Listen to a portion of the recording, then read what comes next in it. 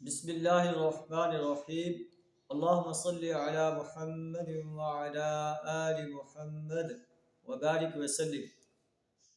عن ابن عباس رضی اللہ عنہ قال امر الناس ان یکون آخر عہدہم بالبیت.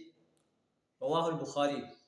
حضرت عبداللہ بن عباس رضی اللہ تعالیٰ عنہ بیان کرتے ہیں کہ لوگوں کو حکم دیا گیا تھا کہ ان کا آخری وقت بیت اللہ کے پاس ہو، یعنی بیت اللہ کا آخر میں طواف کر کے جائیں، طواف وداع جس کو کہتے ہیں.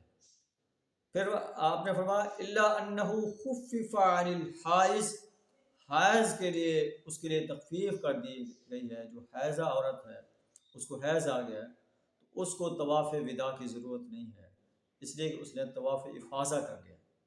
اللہ سے دعا ہمیں پیارے نبی صلی اللہ علیہ وسلم کے زندگی کے ہر شعبے میں اسوہ کی اتباع کرنے کی توفیق عطا فرمائے. وآخر دعوانا الحمد للہ رب العالمین.